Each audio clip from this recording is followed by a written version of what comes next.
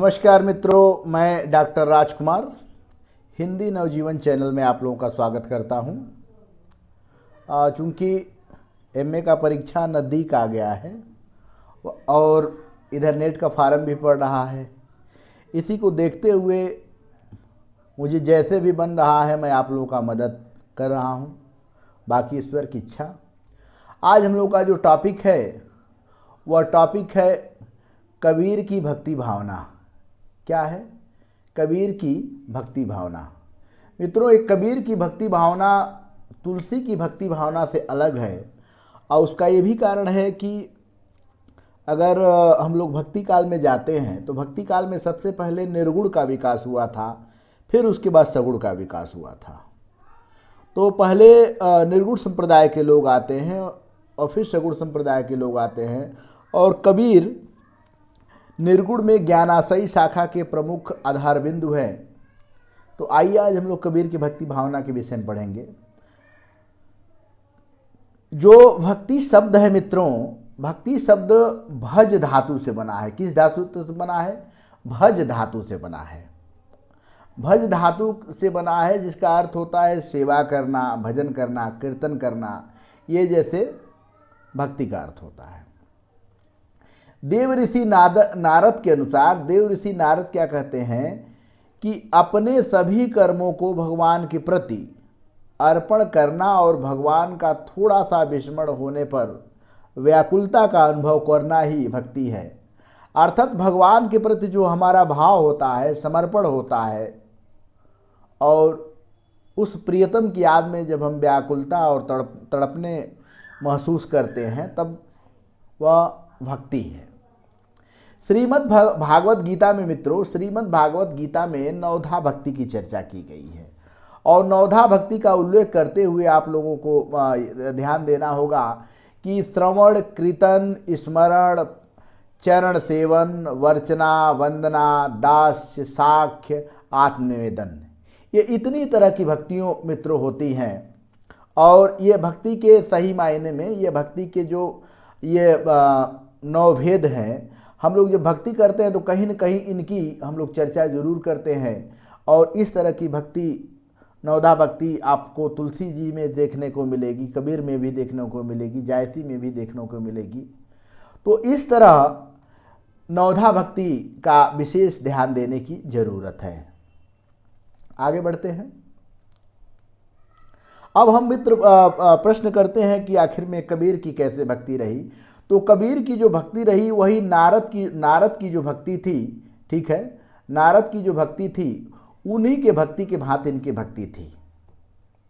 और कबीर की भक्ति नारदी भक्ति थी। ध्यान रखिएगा कि जो कबीर की भक्ति थी मित्रों वह नारदी भक्ति थी। नारदी भक्ति का मतलब ये है जिस नवधा भक्ति की चर्चा हम लोग कर रहे हैं उसी नवधा भक्ति के अंतर्गत इनकी भक्ति आती है। और इनका एक बहुत प्रसिद्ध दोहा है जो आप लोगों को जानना चाहिए, क्योंकि कबीर दास नारदी भक्ति को ही श्रेष्ठ बताते हैं। भगति नारदी मगन शरीरा, ई विधिभव तरि कहे कबीरा। मतलब जो भक्ति होना चाहिए मूल रूप से नारदी भक्ति की तरह होना चाहिए, जिस पे ये विशेष रूप से जोड़ देते हैं। तो ये कविता विशेष रूप से आप लोग ध्यान दीजिएगा, और कबीर नारदी भक्ति को ही श्रेष्ठ बताया है, इसका भी आप लोगों को ध्यान रहना चाहिए। आगे बढ़ते हैं। अब हम लोग देखते हैं कि जो कबीर हैं, कबीर ने जो भक्ति दर्शन दिए हैं या कोई भी भक्ति दर्शन दिया है तो उस भक्ति दर्शन का एक आधार बिंदु होता है, उनका अलग दर्शन होता है। उसी के आधार पे उस कवि के भक्ति का मूल्यांकन किया जाता है। और मित्रों, हम लोग देखते हैं कि जो ये कबीर दास की जो भक्ति भावना है, जो किस भक्ति दर्शन का विशेष रूप से प्रभाव है, उस पर भिन्न भिन्न विद्वानों का भिन्न भिन्न मत है। सबसे पहले हम लोग देखते हैं कि जो एक इतिहासविद हैं मोहसिन सानी, याद रखिएगा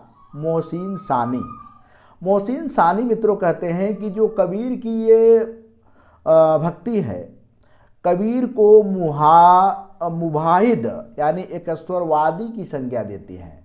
अब एक असरवादी क्या होता है? एक असरवादी का मतलब मित्रों ये होता है, कबीर को मुहाइद एक असरवादी क्यों कहते हैं, मोहसिन फ़ानी इसलिए कहते हैं कि कबीर के जो ईश्वर हैं वो मात्र एक है, उनके विविध रूप नहीं है, उनके विविध जो है कि क्या बोलते हैं जन्म नहीं हुआ है। और जिस तरह पूरे संसार को चलाने वाले एक ही सृष्टि की वो बार बार चर्चा करते हैं, तो इसलिए जो मोहसिन फ़ानी थे कबीर को मुहाइद यानी एक असरवादी की संज्ञा दिए हैं। दूसरे नंबर पे मित्रों आते हैं, इनके बहुत बड़े विशेषज्ञ हैं श्याम सुंदर दास, जो कबीर ग्रंथावली का भी इन्होंने लिखा है। यह मानते हैं कि कबीर ब्रह्मवादी हैं या अद्वैतवादी हैं। अब देखिए, ब्रह्मवादी अद्वैतवादी का मतलब क्या होता है? जो भारत का सबसे पुराना दर्शन है वह है अद्वैतवाद दर्शन, और अद्वैतवाद दर्शन में जिसकी कल्पना की गई है कि ब्रह्मम सत्यम जगत मिथ्या, ठीक है, उसी ब्रह्म को ये सत्य मानते हैं। और जैसे इनका एक उदाहरण भी हम लोग देख सकते हैं जिसकी वो चर्चा करते हैं कि जल में कुंभ, कुंभ में जल बाहर भीतर पानी, फूटा कुंभ जल जल ही समाना, ईत समझे ज्ञानी। मित्रों, ये जो हम लोग का शरीर है ये एक घड़े के समान है। हम लोग का शरीर क्या है? घड़ा है, और जो अंदर बोल रहा है यह परमात्मा का ही अंश है। और फिर ये जो शरीरी रूपी घड़ा फूट जाएगा तो फिर आत्मा जो है कि परमात्मा में विलीन हो जाएगी। यानी हम लोग कह सकते हैं कि कबीर की जो भक्ति भावना है अद्वैतवादी दर्शन से विशेष रूप से प्रभावित है, और इस पर प्रकाश डालने का काम डॉक्टर श्याम सुंदर दास जी करते हैं। उसके बाद मित्रों हम तीसरे नंबर पे आते हैं, जो इनकी भक्ति भावना में पीतम्बर दत्त बर्थवाल ने कहा है। पीतम्बर दत्त बर्थवाल भी इनको मानते हैं कि कबीर को अद्वैतवादी माना है और इस विचारधारा में प्रमुख स्थान दिया है। मित्रों, जो पीतम्बर दत्त बर्थवाल थे वो भक्ति काल में अनेक तरह के विचार अपने अपने दिए हैं, और यह मानते हैं कि कबीर का जो दर्शन है अद्वैतवादी है। कबीर अद्वैतवादी विचारधारा के पोषक हैं और इस विचारधारा की संतों में इनका प्रमुख स्थान है। आगे बढ़ते हैं मित्रों। उसके बाद कबीर की भक्ति के संदर्भ में और भी विद्वानों का मत हम लोग पढ़ेंगे। इसमें हम लोग देखते हैं जो मत है, सबसे पहले जो इसमें मत हैं वह है मत डॉक्टर राम कुमार वर्मा। जो डॉक्टर राम कुमार वर्मा है मित्रों, ये बड़े अच्छे आलोचक भी हैं।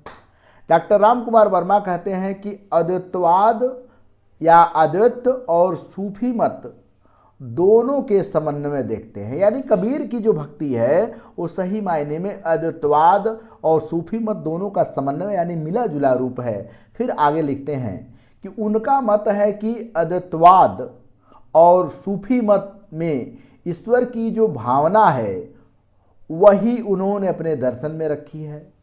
उनका ईश्वर सर्वोपरि है, वह नासूत होकर भी लाहूत है, संसार के कण कण में विद्वान होते हुए भी संसार से परे है। ये राम कुमार वर्मा का मत है। उसके बाद मित्रों एक और विद्वान है जो बड़े अच्छे विद्वान हैं जिनकी हम लोग चर्चा करेंगे। ये हैं रेवरेंड अहमद साहब। ये भी बड़े अच्छे विद्वान हैं, इनकी चर्चाएं काफ़ी होती रहती हैं। इन्होंने कहा है कबीर की भक्ति के संदर्भ में कि कबीर के उपदेश न तो वेदांत पर आधारित हैं, कबीर ने हर जगह से ज्ञान प्राप्त किया था, इसमें कोई संदेह नहीं है। उसी को यह जो है कि आधार बनाकर कहते हैं कि कबीर के उपदेश न तो वेदांत पर आधारित है, न सांख्य पर, वे न्याय के अनुगामी हैं, न मीमांसा के। उनके विचार उनके मौलिक चिंतन पर आधारित है। तो इनका सीधा सीधा कहने का अर्थ है मित्रों कि उनका जो मौलिक चिंतन था, जो खुद देखे थे, भोगे थे, जाने थे, उस आधार पे इन्होंने भक्ति भावना किया है, न कि किसी वेदांता पर आधारित है, न सांख्य पर आधारित है, न न्याय दर्शन पे आधारित है, न मीमांसा पे आधारित है। इनका कहना है, रेवरेंड अहमद शाह जी का कहना है। आगे हम देखते हैं मित्रों कि ये अयोध्या सिंह उपाध्याय हरियोध, अयोध्या सिंह उपाध्याय हरियोध का कहना है कि यद्यपि इनकी भक्ति, मतलब इनकी जो भक्ति है कबीरदास की भक्ति है, वैष्णव भक्ति से प्रभावित है, तथा कबीर को स्वाधीन चिंता का पुरुष किया था। यानी स्वाधीन चिंतन ये करते हैं, कौन करते हैं मित्रों, ध्यान रखिएगा। ये कहते हैं अयोध्या सिंह उपाध्याय, कबीर को क्या कहा है, कबीर को स्वाधीन चिंतन का पुरुष कहा है। यानी जो कबीर का चिंतन है स्वतंत्र है, इसी कारण स्वाधीन चिंता का पुरुष कहा है। किसने कहा है, अयोध्या सिंह उपाध्याय हरियोध ने कहा है। ठीक है, आगे बढ़ते हैं मित्रों। तो आगे पंडित परशुराम चतुर्वेदी का मत हम लोग पढ़ते हैं। कबीर के सिद्धांत को स्वाधीन चिंतन का ही परिणाम मानते हैं। ये भी मानते हैं कि कबीर का जो दर्शन है वह निश्चित रूप से स्वाधीन चिंतन पर आधारित है, और कहीं ना कहीं ये हमारे जो बीच आते हैं यह उनके स्वाधीन चिंतन का ही परिमाण है। अब हजारी प्रसाद का मत इसमें काफ़ी बेहतरीन दिखाई पड़ता है, जो हजारी अपना मत देते हैं। हजारी प्रसाद मत क्या देते हैं, उनका कहना है कि त्रिगुणातीत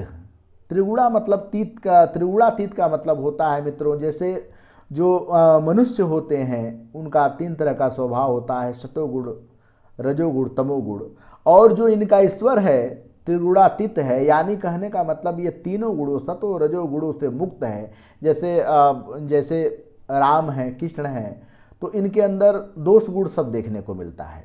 लेकिन जो इनका ईश्वर है, जो कबीरदास जी का ईश्वर है, वो त्रिगुणातीत हैं, वो तीनों गुणों से बिल्कुल परे हैं, अद्वैतवेद हैं, विलक्षण हैं, भावाभियो निर्मुक्त हैं, अलख हैं, अगोचर हैं, अगम्य हैं, प्रेम परावर हैं। भगवान को कबीरदास ने निर्गुण राम कह के संबोधन किया है मित्रों। किस राम कह के संबोधन किया है, निर्गुण राम कह के संबोधन किया है। ये क्या है, इनके निर्गुण राम, ध्यान रखिएगा मित्रों, निर्गुण राम कह के संबोधन किया है। यह समस्त ज्ञात तत्वों से भिन्न है। यानी जो ईश्वर है, ईश्वर के बारे में किसी को सही ज्ञान नहीं है। इस पे फोकस करते हैं कि ये क्या है, समस्त ज्ञात तत्वों से भिन्न है, फिर भी वह सर्वमय है, अनुभवज्ञ है, केवल अनुभव से ही जाना जा सकता है। ये भी सच्चाई है मित्रों कि ईश्वर को केवल अपने अनुभव से ही जाना जा सकता है। वह किसी भी दार्शनिक के मानदंड से परे हैं। ईश्वर के बारे में कोई दर्शन सही व्याख्या नहीं कर सकता। अगर कोई दर्शन व्याख्या करता तो इतने दर्शन नहीं समाज में होते। तार्किक बहस से ऊपर है, उनके बारे में तर्क भी नहीं किया जा सकता है। पुस्तकी विद्या से अगम्य है, वह पुस्तक विद्या में समाने लायक नहीं है, पर प्रेम से प्राय है, अनुभूति का विषय है, सहज भाव से भावित है। यह कबीरदास का निर्गुण राम है। तो कितनी बड़ी बात हजारी प्रसाद द्विवेदी कहते हैं। यह बिल्कुल सोचने लायक बात है कि मतलब कबीर के राम, आखिर में कबीर के राम किस तरह का है। फिर उसके बाद कबीर की राम की चर्चा करते हैं कि कबीर के राम हैं कौन। अब कबीर के राम मित्रों, अगर कबीर के राम की हम लोग चर्चा करेंगे, ठीक है, तो जो कबीर के राम हैं, ध्यान रखिएगा, ये अयोध्या में जन्मे हुए दशरथ के पुत्र नहीं हैं। कबीर के जो निर्गुण राम की कल्पना करते हैं, वह राम गुणों से संपन्न अवतारी राम नहीं है, न ही दशरथ के घर उत्पन्न होकर लंका नरेश का संहार करने वाले हैं। उनके जो राम का रूप है वह सतो रजो तमो गुण से अतीत मानते हैं, और इस गुणातीत रूप के निर्मण जो निर्गुण है शब्द है, उसी को व्यक्त करते हैं। कबीर का राम मित्रों, ध्यान रखिएगा, जो कबीर के राम हैं वह बिल्कुल कबीर के राम अनादि है, अनंत हैं, उसके बाद नित्य है, अगम्य है, अगोचर हैं, अलख हैं, निरंजन है। बिल्कुल इनके जो राम हैं बिल्कुल अलग है। मतलब जो इनके राम हैं, किनके, कबीरदास के राम हैं, वह बिल्कुल हम जिस राम की कल्पना करते हैं, जिस राम का मंदिर अयोध्या में बन रहा है, वो राम नहीं है। इनके राम कण कण के वासी हैं, परम पिता अविनाशी हैं, ध्यान रखिएगा। कण कण में वो व्याप्त करते हैं, वो किसी मंदिर मस्जिद या गिरजाघरों में नहीं मिलते हैं। यहाँ तो लोग कमाने धमाने वाले मिलते हैं, सच्चे ईश्वर कण कण में व्याप्त है। और फिर उन्होंने कहा है, कबीरदास ने कहा है, अपने निर्गुण राम के बारे में लिखते हैं कि दशरथ सूत तिहुलोक बखाना, राम नाम का मरम न जाना। दशरथ सूत तिहुलोक बखाना, राम नाम का मरम न जाना। जिस राम की चर्चा करते हैं कबीर, वो वास्तव में बिल्कुल अलग हैं। उनके बारे में जानने, केवल उनके बारे में अनुभव किया जा सकता है, उनके बारे में सही जानकारी नहीं दी जा सकती है। आगे मित्रों वह कहते हैं कि जो कबीर के राम हैं उनको कैसे मिले। सही बात मित्रों यह है कि जो उनके कबीर के राम हैं वह सबसे पहले जो विद्वानों का मानना है, मेरा जो विद्वान है उनका मानना है कि जो उनके गुरु थे रामानंद, वह चूंकि मुस्लिम को अपना शिष्य नहीं बनाते थे। कबीरदास ने क्या किया कि वह जानते थे कि वह रोज गंगा नदी पे स्नान करने जाते हैं, तो सीढ़ियों पर लेट गए, रामानंद का पैर पड़ा, वहीं से राम राम शब्द इनको मिला, ऐसा आलोचकों का मानना है, मैं नहीं कह रहा हूँ। तो जो रामानंद है मित्रों, ध्यान रखिएगा, जो रामानंद हैं, ठीक है, यही रामानंद, ठीक है, यही रामानंद को आलोचकों ने गुरु माना है। कि कौन गुरु है? रामानंद इनके गुरु हैं। और ये स्वीकार करते हैं, ये बार बार कहते हैं कि पीछे लागा जाय था लोक वैद की साथी, आगे थे सतगुरु मिल्या दीपक दिया हाथी। हम तो लोक सदियों से चला आ रहा, उस तरह हम पीछे से जा रहे थे। मतलब जिस तरह संसार बह रहा है उसी के पीछे हम बह रहे थे। लेकिन वो तो सतगुरु की महिमा देखिए कि ज्ञान का मार्ग दिखाकर, यानी दीपक रूपी ज्ञान का मार्ग दिखाया और हमारा जीवन कल्याण हो गया। फिर आगे लिखते हैं मित्रों, आगे लिखते हैं कबीरदास जी कहते हैं कि संसार रूपी भवसागर में डूब ही गया होता, लेकिन सतगुरु केवड़ा हार मिल गए और भवसागर को पार करा दिए। तो भाव भगत हित बोहिया सतगुरु खेवर हार, ठीक है। इस भाव रूपी जो सागर में हम लोग जो जन्म लिए हैं और दिन प्रतिदिन इसमें भटक रहे हैं मित्रों, निश्चित रूप से भाव भगत हित बोहिया सतगुरु घेवर खार, अगर सतगुरु सही नहीं मिला, अगर गुरु नहीं सही मिला, तो आपका जीवन हमेशा द्वंद्व से घिरा रहेगा, आपको कभी शांति नहीं मिलेगी। और कबीरदास जी इस बात को भली भांति स्वीकार करते हैं। आगे हम लोग कबीरदास की जो नवधा भक्ति है, कबीरदास की नवधा भक्ति है मित्रों, इसको कई शीर्षकों के माध्यम से हम लोग देख सकते हैं, ठीक है, इसको कई शीर्षकों के माध्यम से देख सकते हैं, यह हमें जानने की जरूरत है।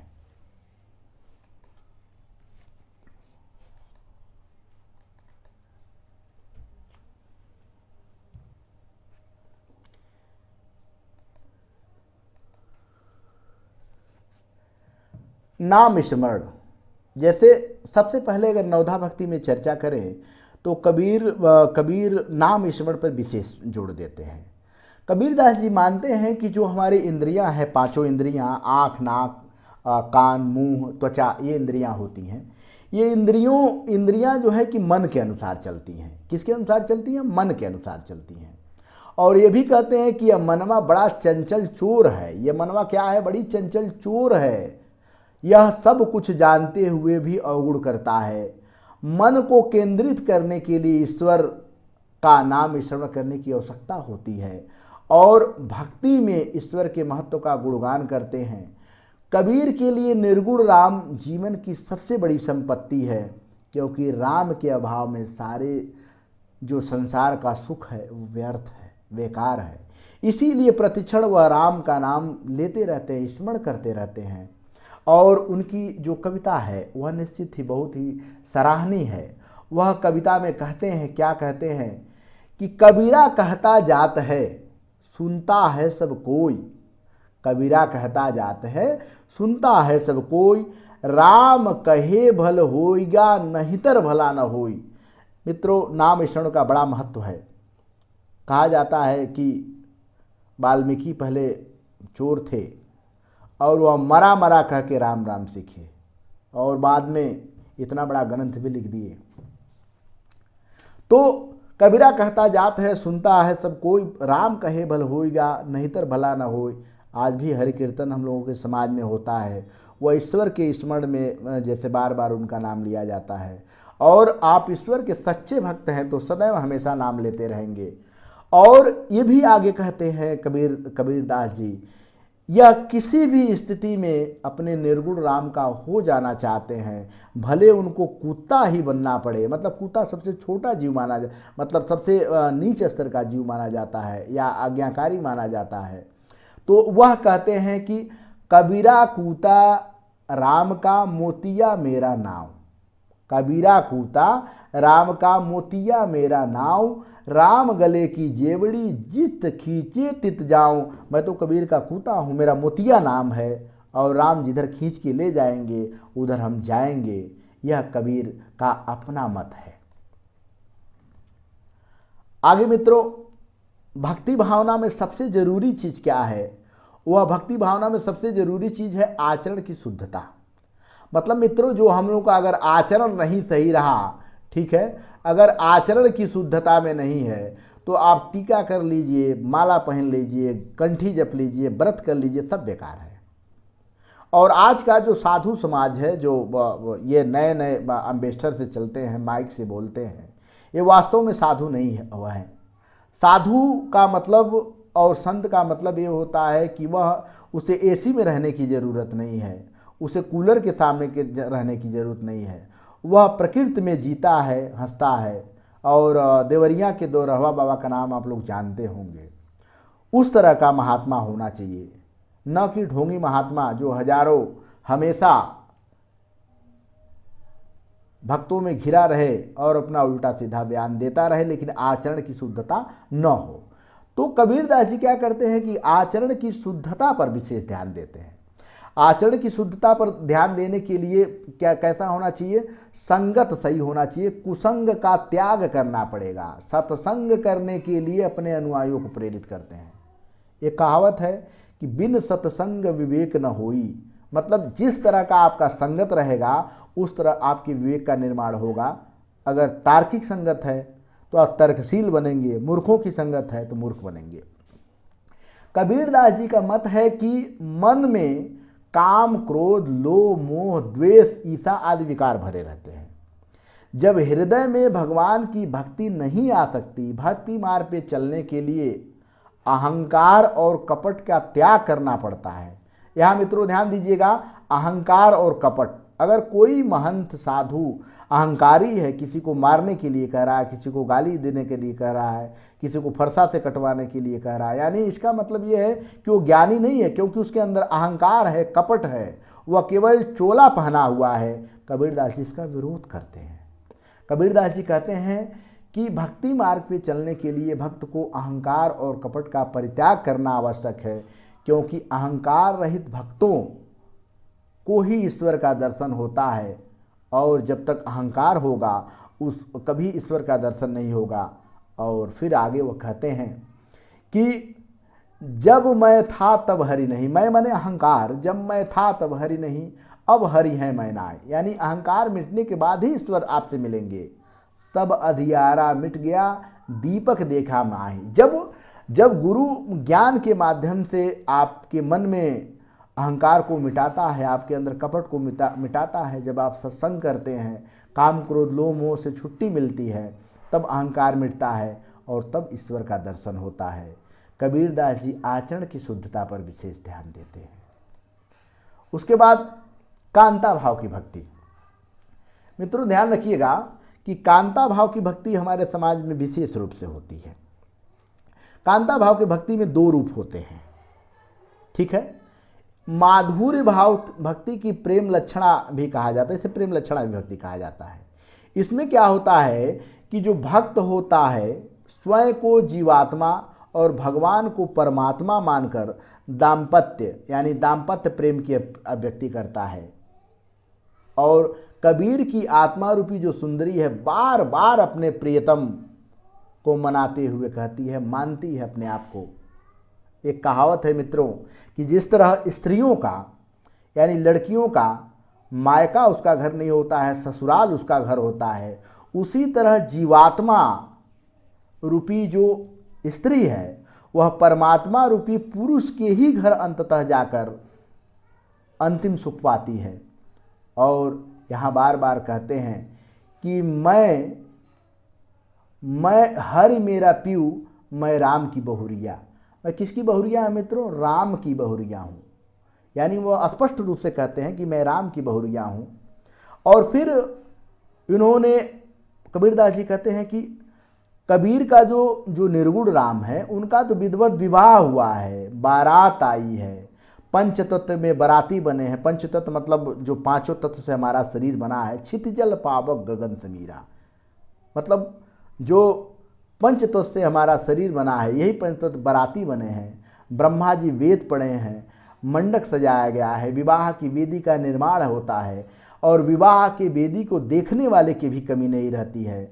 मित्रों, एक जगह कबीरदास जी कहते हैं, जो ये हम लोग संसार बनाते हैं, संसार में जीवन भर बुनते रहते हैं और एक दिन आता है और हमारी जब मृत्यु होती है तो ऐसा लगता है हमारा संसार उजड़ गया। और ये जो कबीरदास जी कहते हैं एक स्थान पे कि कौन ठगवा नगरिया लूटत रे, कौन ठगवा नगरिया लूटत रे, कौन बांस का बनल खटोलवा तापर दुल्हन सूतत रे, कौन ठगवा नगरिया लूटत रे। तो यहाँ उसी तरह इन्होंने कहा है कि दुल्हनिया गावहु मंगलाचार, दुल्हनिया गावहु मंगलाचार, हमरे घरे अइहे राजा राम भरतार, तनरत करी न मनरत करिए, हो पंच तत्व बराती, राम देव मोर पाहुन अइहे, मैं जो बन से माती। क्या बात है! यह कांता भाव की जो भक्ति है, देखिए कितनी मतलब विशेष प्रेम से है। मित्रों, दो तरह की कांता भाव की भक्ति होती है। आप लोग ध्यान दीजिएगा कि कबीरदास ईश्वर को प्रेमी मानते हैं, अपना पति मानते हैं, प्रियतम मानते हैं। लेकिन आप लोग प्रेमाश्रयी शाखा में जाएंगे तो जायसी के जो ईश्वर हैं वह प्रेमिका के रूप में आते हैं। तो जो हम लोग का भक्ति भाव है, ठीक है, निर्गुण में ईश्वर का जो रूप है वो पति का रूप है ज्ञानाशयी शाखा में, और जो प्रेमाशयी शाखा पढ़ेंगे तो वहाँ पे ईश्वर का रूप एक प्रेमिका की तरह है। जिस तरह प्रेमी प्रेमिका के पाने के लिए सब कुछ कर सकता है, उसी तरह आत्मा परमात्मा को पाने के लिए तमाम विघ्नों को पार करेगी, तब परमात्मा को मिलेगी। कबीरदास जी जीवात्मा के बारे में बड़े मनोभाव से कहते हैं, वह तो अपने प्रियतम का बाट खोजते खोजते आंखें में झाई पड़ गई है, राम को पुकारते पुकारते जीव में छाला पड़ गए हैं। और कबीर कहते हैं कि अखड़िया झाई पड़ी पंथ निहार निहारी, आखड़िया झाई पड़ी पंथ निहार निहार, जी भड़िया छाला पड़ी राम पुकार पुकारी। क्या भक्ति है! इस तरह की भक्ति का कबीर समर्थक हैं। रामचंद्र शुक्ल, अब उनकी एक जो निबंध है श्रद्धा और भक्ति में, वह कहते हैं कि श्रद्धा और प्रेम के मिश्रित भाव को भक्ति कहा जाता है। यानी श्रद्धा और प्रेम दोनों का संयोग होगा तब भक्ति उत्पन्न होगा, और भक्ति में प्रेम भाव का होना आवश्यक है। कबीर ने प्रेम की प्रशंसा की है, वह पुस्तकी ज्ञान से बिल्कुल दूर हैं, अपार हैं। और उस समय के सबसे प्रसिद्ध कविताओं में दोहों में यह दोहा था कि पोथी पढ़ पढ़ जगमुआ, पंडित भया न कोई, ढाई आखर प्रेम के पढ़े सो पंडित होई। मतलब आप अगर वेद पुराण दुनिया भर का ज्ञान रख लीजिए, अगर आपके अंदर मानवता नहीं है तो आपका ज्ञान सब व्यर्थ है, बेकार है। इस पे कबीर जी ने कहा है कि अगर आप सच्चे ईश्वर के भक्त हैं तो आपको ढाई आखर वाला प्रेम पढ़ना पड़ेगा और सच्चे प्रेम का नियथार्थ भी समझना पड़ेगा कि प्रेम होता क्या है ईश्वर के प्रति। कबीर ने प्रेम के ज्ञान के समान बड़ा कष्टदायक भी बताया है, कष्टसाध्य बताया है। ऐसा नहीं कि प्रेम सरल मिलता है, और जो ईश्वर का प्रेम है ईश्वर का प्रेम इतना साधारण नहीं है कि आपको मिल जाएगा, क्योंकि ईश्वर के प्रेम उन्हीं लोगों को मिलता है जो अपना अहंकार समाप्त कर लेता है, वही प्रेम पा सकता है। अहंकार समाप्त करने पर या अपना शीश कटाकर धरती पे रखने वाला ही प्रेमी हो सकता है, यानी ईश्वर को पा सकता है। यह तो घर प्रेम का खाला का घर नहीं। ये जो ईश्वर का प्रेम का घर है, आपके मौसी का घर नहीं है जो जब चाहे तब आ जाए। खाला माने मौसी, यानी आपके घर आपका खाला का घर नहीं कि जब चाहे तब आ जाए। शीश उतार भूई धरे बैठे यही माही। प्रेम मार्ग बहुत कठिन है और भक्ति का प्रेम मार्ग और अधिक कठिन है। अहिंसा का समर्थन। मित्रों, कबीरदास जी अहिंसा के बहुत बड़े समर्थक थे। कबीरदास जी कैसे थे? अहिंसा के बहुत बड़े समर्थक थे। और आजकल जो हम लोगों को जो पूजा पाठ होता है, खासतौर सभी वर्गों में, तो कोई न भेड़ बकरी भैंस चढ़ता ही रहता है, इसका ही विरोध करते हैं। कबीर रामानंद के शिष्य होने का कारण वैष्णवों की प्रशंसा नहीं की है। उनका जीवन क्रम वैष्णव धर्म के अनुकूल था। वैष्णव में अहिंसा शुद्धता को कबीर रुचकर लगी। शाक्त भक्ति थी, उसमें मांस मंदिर का सेवन, व्यभिचार का उपासना कबीर को रुचकर नहीं था। वह जीव हिंसा और मांस भक्षण का विरोध करते हैं। वह कहते हैं कि एक बकरी, अब सोचिए मित्रों, एक बकरी जो मामूली कौन सा काम कर दी कि उसने एक पत्ते को खा लिया। एक पत्ते के खाने के अपराध में बकरी क्या करती है? पेड़ पौधे पत्ते खाती है, घास चरती है। और उसका बड़ा अपराध क्या है कि बकरी का हम लोग क्या करते हैं कि खाल तक खींच देते हैं। तो कहते हैं, देखिए इसमें इनकी सृजना कितनी अच्छी है, कितनी अच्छी बात ये कहते हैं कि बकरी पाती खात है ताकि काढ़े खाल। मतलब बकरी तो केवल पाती खा गई तो तुमने उसका खाल काट लिया, इतना बड़ा उसको अत्याचार किया। आ जो नर बकरी खाते हैं तिनके कौन हवाल। आ जो नर बकरी को खा रहे हैं, सोचो उनका क्या हाल होगा। निश्चित रूप से हम लोग को सोचने के लिए मजबूर करते हैं। कबीर मुसलमानों के गौकसी, गाय को मारकर खुदा को जो प्रसन्न करते हैं उस पे, और रोजा व्रत पे भी टिप्पणी करते हैं। वह कहते हैं कि दिन में रोजा रखत है रात हनत है गाय। भाई दिन भर रोजा रखने से तुम्हें फायदा क्या है कि रात का गाय का मांस खाते हो। तो दिन में रोजा रखत है रात हनत है गाय, यह तो हत्या बंदगी ये कैसी खुदाई। भैया ये कैसी खुदाई है कि दिन भर रोजा